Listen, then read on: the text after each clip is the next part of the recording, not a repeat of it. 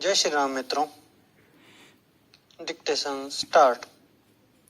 अध्यक्ष जी, जिस समय पाकिस्तान ने भारत पर हमला किया था उस समय उन्होंने देश की रक्षा के लिए महत्वपूर्ण कार्य किया था।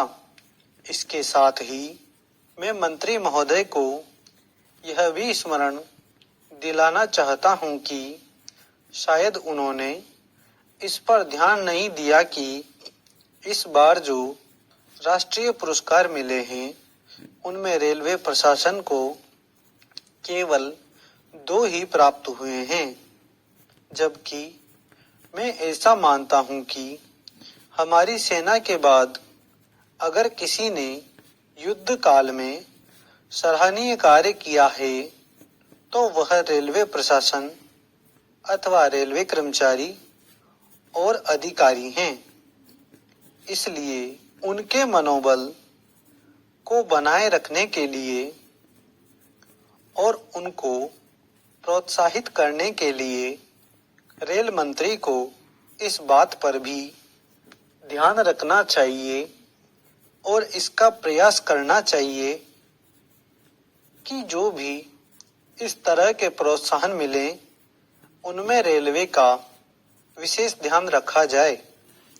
रेल मंत्री महोदय ने अपने वक्तव्य में भी रेलवे कर्मचारियों की प्रशंसा की है या उनको प्रोत्साहन दिलाया है, लेकिन यह प्रोत्साहन शांति काल में भी बना रहना चाहिए।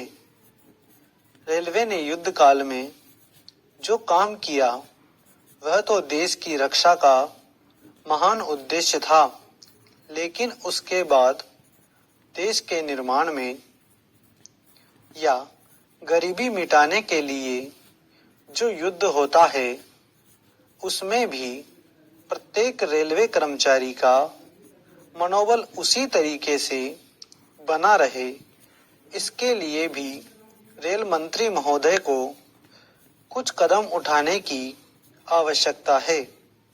मैं ऐसा मानता हूं कि वह किसी भी तरीके से करें, उनका तरीका कुछ भी हो, लेकिन उनको यह करना चाहिए कि जितने भी रेलवे कर्मचारी हैं, जो भी रेलवे को मुनाफा हो उसमें वह साझीदार हों।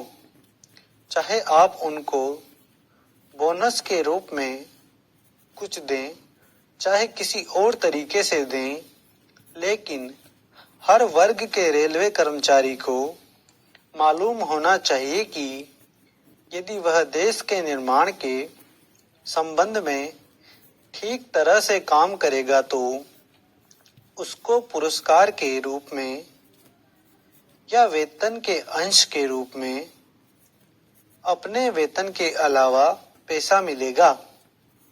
इसी प्रकार इस संबंध में मैं एक और सुझाव देना चाहता हूं।